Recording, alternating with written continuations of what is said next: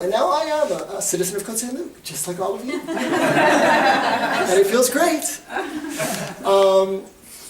I mentioned a couple of things about why I was running on Monday, being that it is a good time in my life. I've been practicing law with my brother and now my son Andrew, who joined the firm a year ago.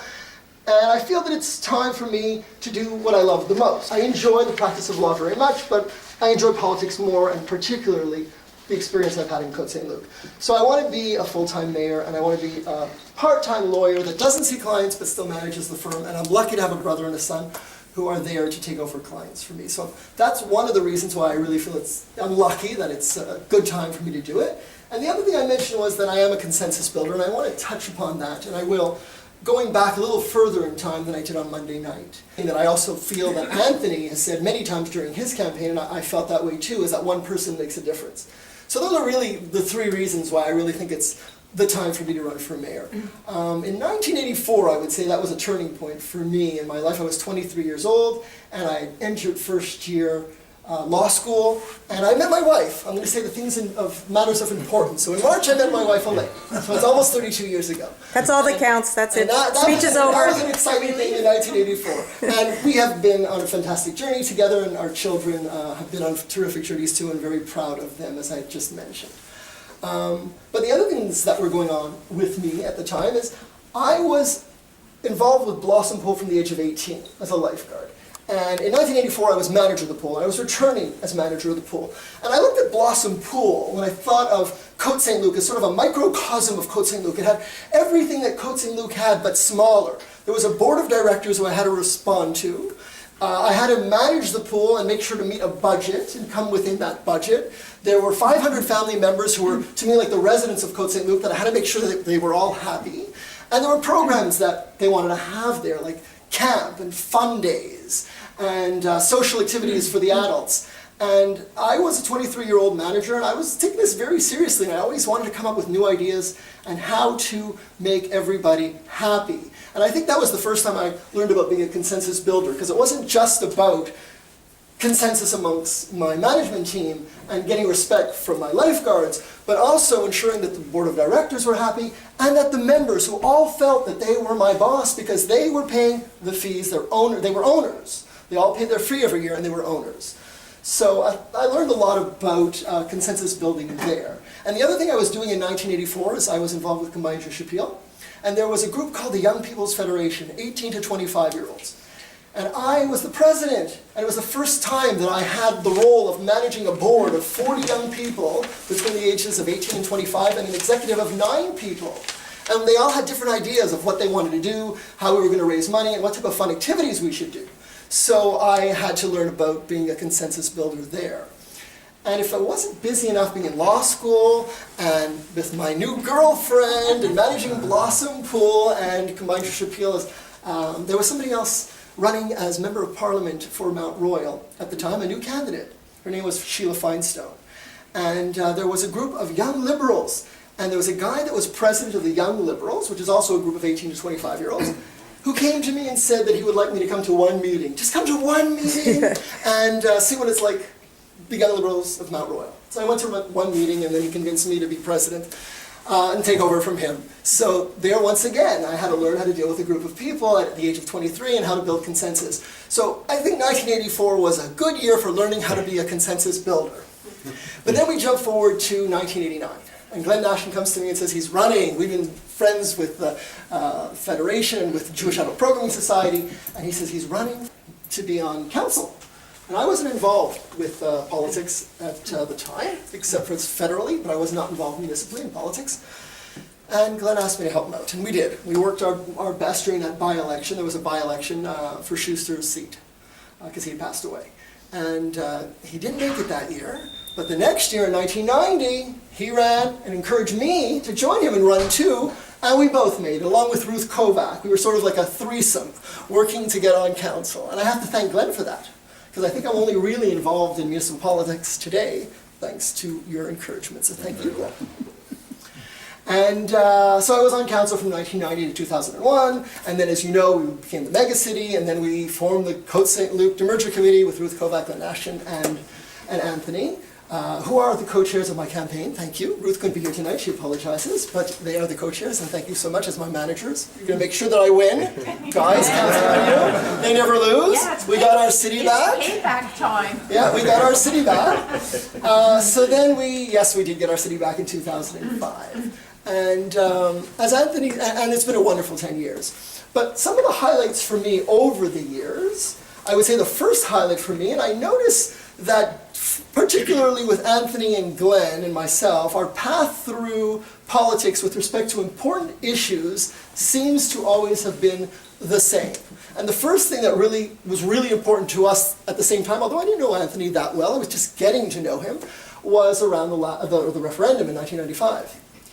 And in 1995, the referendum was coming up, and there was all type of discussion. Please take off your coat and sit down. There was all types of discussion. How should we deal with this? The federal government was saying, should we be active? Should we be aggressive? Should we just sit back and relax and they're not going to win? And what is the proper approach? And municipalities were also having that discussion. Should we pass resolutions? Should we just wait and see? Glenn Nashon passed a resolution about unity in general. I wanted to pass a resolution that dealt with, well, if Canada is divisible, so too is Quebec. And I presented that to council before the referendum, and nobody really wanted to go that route. Hi Marvin, welcome. So nobody really wanted to pass a resolution before the referendum. They thought that municipalities, it would just be the wrong thing to do, too aggressive, it would make things go the wrong way. So I presented it anyway, got some media on it, which was really the reason. We wanted to ensure that Quebecers understood the ramifications, all ramifications or potential ramifications of a positive vote. It wasn't seconded. And as you know, we almost lost. It was 50.4% that voted against separation and 49.6% that wanted their own country. So a group of concerned citizens formed the Coalition for Canadian Unity, I think it was called, and they went to municipal councils to ask for us to pass resolutions. And Anthony was very involved in that, and Hampstead was extremely involved in wanting to get that passed, and Cote St. Luc was also really being lobbied, and I was really pushing my fellow councillors to go ahead and pass that resolution. Mayor Lang was against the idea, but one at a time, Glenn and I and Ruth and others worked together with the councillors to find a resolution that everybody would be happy with, except for Mayor Lang. He was not going to agree, but he doesn't vote, so that was a good thing.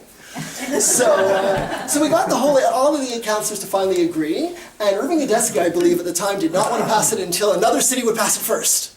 So Anthony really wanted to get it passed in Hampstead, but Adeski said, no, I want another city to pass it first. So luckily, Cote St.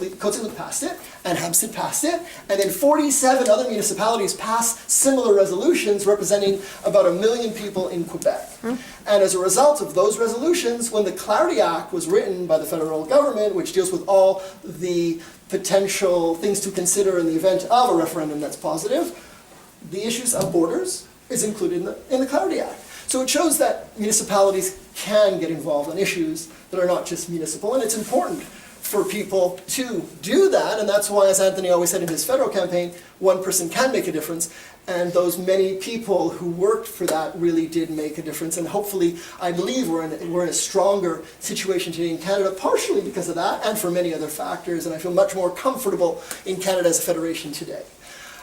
So then we move forward to the merger years. So there was the merger, and that was not a happy time. It sort of felt very upsetting to lose our city, and more upsetting for me at that time than resigning on Monday, because that was like permanent. That was over, and I thought we were never going to get our city back. And we really didn't think that we would have the chance to have referendums to get our city back. But Jean Charest promised that if he was elected, he would give municipalities the right for demerger referendums. We didn't know exactly how that was going to happen. He was elected. He made a formula, not the easiest formula to meet, but so we had to work really hard to meet those percentages in order to get enough people out to sign a register to ask for a referendum, and then have enough people to come out and sign, and get enough percentage of the population to vote in order for that referendum to count. And our city, the biggest city that made it, was Dollard des Ormeaux. My brother's a city councillor there now as a result of demerger and working on that effort. But cities bigger than Dollard, it was just too hard, even though they had 70, 80 percent, almost 90% of the vote in some of the cities. Saint Laurent, I think it was 76% in Saint Laurent voted for New Merchant. They didn't have the percentage. They couldn't get the cities were just too big to get the population out, so they're still part of the mega city. But I really thank Ruth Kovac, Nash and Anthony for that effort. That was probably the most exciting experience that I've ever had in politics, and I was not an elected official at the time. So I'm hoping that this experience, where I am not an elected official, will be my second most exciting experience. So that was the origin. And then over the last 10 years, it's really been a wonderful time in Cote St. Luc. I have to say, working with this council has been amazing. Anthony has been a real consensus builder, and we really are a great family, and I really do hope that I will be able to, and I believe I can, keep that family feeling that we have and that respect for each other going, and that when individuals disagree on issues, that we still come forward and say, okay, it's just a disagreement on an issue, but we're going to move forward to the next issue and work as a team and allow everybody to pursue their passions and dreams. Because when councillors pursue their passions and dreams 1% at a time, we get so much more done than if we just try to work as a group listening to one person. I don't want to be that type of leader, that one person that's going to be what I want. I want to see what the councillors can do, and that's what Anthony was able to do. Let's see what the councillors can do. He always gave us, like, this term, you're going to have this portfolio, and let's see what new programs you can come up with this time.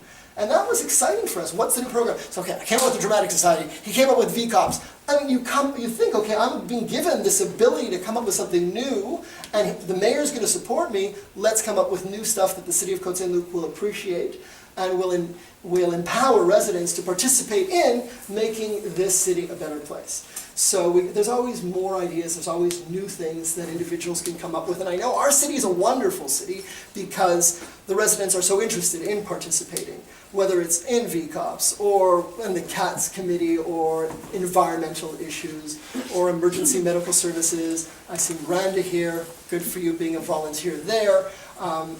It's just wonderful to see the different people that participate in the things that we do that make a difference. So that's my little spiel. I think, hopefully things are going to go well, but people say, oh, well, are you going to be, it looks like everybody supports you, that's it, you're in, Mr. Mayor. And I'm like, no, that's not how it works. Anybody could run. Above and beyond that, it's important if I am going to be mayor, that I go out there and meet the people and let them know who I am, so that if I'm going to be their mayor, they know that I've spent that time. So that's why I am going door to door on Tuesday, Wednesday, Thursday nights, and Sundays. And it's fun. The response is amazing, and it's fun. It's great that I was on the front page of the Suburban this week. That's wonderful. All these things are, and hopefully it's sending out the message to other people that, I'm serious, I'm interested, I'm organized, and I have a great team that wants to work together to continue to make Cote St. Luc the most desirable city in which to live. And I'll pass it on to you guys. Excellent.